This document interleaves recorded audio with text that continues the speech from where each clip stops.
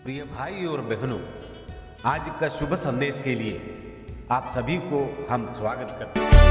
कभी मुझे ना छोड़ेगा, कभी मुझे ना त्यागेगा, कभी मुझे ना भूलेगा। मेरा यीशु कितना भला है, कभी मुझे ना भूलेगा। मेरा यीशु कितना भला है, अभी तक मुझे संभाला, अभी तक मुझे चलाया। मेरा यीशु कितना भला है, महिमा के योग्य सदा। आज का संदेश प्रभु के दास टीवी एंटनी अंगलेश्वर से बांटा जाएगा। प्रार्थना के साथ सुनिए। प्रभु की नाम की स्तुति हो। शुभ संदेश के द्वारा परमेश्वर की जो वचन सुनते हैं सभी श्रोतागणों को हमारा हार्दिक स्वागत है। आज का मनन के लिए पहले कुरिन्थियों का पत्रिका अध्याय 6 का 19 और 20 कलम पढ़ने के लिए चाहता हूँ। 1 Corinthians chapter 6 verse 19 to 20। क्या तुम नहीं जानते कि तुम्हारी देह पवित्र आत्मा की मंदिर हो, जो तुम में बसा हुआ है और तुम्हें परमेश्वर की ओर से मिला है और तुम अपने नहीं हो, क्योंकि दाम देकर मोल लिया हो। इसलिए अपनी देह के द्वारा परमेश्वर की महिमा करो। प्रभु की नाम की स्तुति हो। कुरिन्थियों का पत्रिका में हम इस प्रकार देखते हैं, उसका अध्याय 6 का 18 कलम में व्यभिचार से बचे रहो। इस प्रकार कहने का बाद में हम 19 और 20वीं आयत पढ़ते हैं। 5वें अध्याय में वहाँ में एक व्यभिचार की बातें पौलुस ने सुना। उस व्यक्ति को वहाँ से मंडली से अलग करने के लिए चेतावनी दिया है। साथ साथ में और यहाँ तो विश्वासी लोगों का शरीर किस प्रकार का है, इस प्रकार यहाँ तो बता रहे हैं। पाप तो 2 प्रकार के होते हैं। एक तो अपने शरीर का विरोध में पाप करते हैं, शरीर की बाहर की जो पाप है। इस प्रकार दोनों प्रकार की पाप के बारे में समझाते हैं। जो शरीर में जो पाप करते हैं, व्यभिचार, नशा, जिस प्रकार की कुछ अपने शरीर का नुकसान के लिए जो करते हैं वो अलग पाप है। और कुछ पाप है जो शरीर का बाहर जो असर पड़ता है। इस प्रकार की पापों के बारे में समझाने का बाद यहाँ हम तो इस प्रकार कहते हैं, क्या तुम नहीं जानते कि तुम्हारी देह पवित्र आत्मा की मंदिर है। परमेश्वर का आत्मा जो विश्वासी लोगों का अंदर वास करता है। परमेश्वर का आत्मा वास करने का वजह से और परमेश्वर वास करते हैं और इसका द्वारा अपने शरीर परमेश्वर का मंदिर है।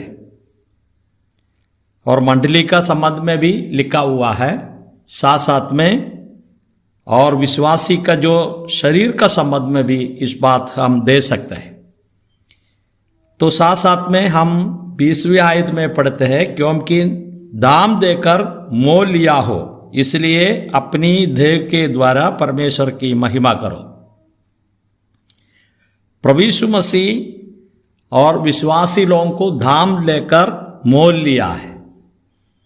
इसका मतलब और मोल लेना है तो वो और जो गुलाम में पड़े हुए हैं उस व्यक्ति को मोल लेता है। तो मोल लेने के लिए प्रभु यीशु मसीह अपने लहू बहा दिया। हम इस प्रकार प्रेरितों का काम में पढ़ते हैं, इसलिए अपनी और पूरे झुंड की चौकसी करो, जिससे पवित्र आत्मा ने तुम्हें अध्यक्ष ठहराया है कि तुम परमेश्वर की कलीसिया की रखवाली करो, जिसे उसने अपने लहू से मोल लिया है। यीशु मसीह और विश्वासी लोगों को जैसे खरीद लिया है कि उसका रक्त से, उसका लहू से खरीद लिया है। इसके लिए वहां का आगेवान लोगों को कहते हैं, और जो झुंड है और कलीसिया है उसको चौकसी करो, उसमें ध्यान दे दो, इस प्रकार कहते हैं। मतलब इधर एक बात है, विश्वासी को प्रभु यीशु मसीह का लहू से है खरीदे हुआ है। तो खरीदने का वजह से अभी तो विश्वासी लोग परमेश्वर का गुलाम बन गया है। इसके लिए मालिक अलग हो गया। परमेश्वर मालिक बनने का कारण से, प्रभु हमारा मालिक होने का कारण से हम एक गुलाम तरीके और प्रभु का काम में रहना चाहिए। ये बात इधर समझाता है। पहले हम शैतान का गुलाम में थे, संसार की गुलाम में और मृत्यु का गुलाम में थे, लेकिन वहां से प्रभु यीशु मसीह अपने पवित्र लहू बहाकर हमको बचा लिया। इसलिए कहते हैं कि और इस परमेश्वर का गुलाम होकर हमारा शरीर को पवित्रता में रखे और परमेश्वर का नाम का महिमा के लिए हम जीना चाहिए। ये बात इधर समझा रहे हैं। इस पवित्र दिन, हम आराधना का दिन, हम इसलिए प्रभु को आराधना करते हैं कि प्रभु ने हमको खरीद लिया है। उसका लहू से, क्रूस में बहा हुए रक्त से हमको प्रभु ने खरीद लिया है। अभी हम उसका है। इसके लिए हम तो समझा रहे हैं कि हम प्रभु का दास बनकर प्रभु का महिमा के लिए हर एक बातों में प्रभु का महिमा देकर हम जीना चाहिए और उसको महिमा देना चाहिए। ये बात यह हम तो समझाते हैं।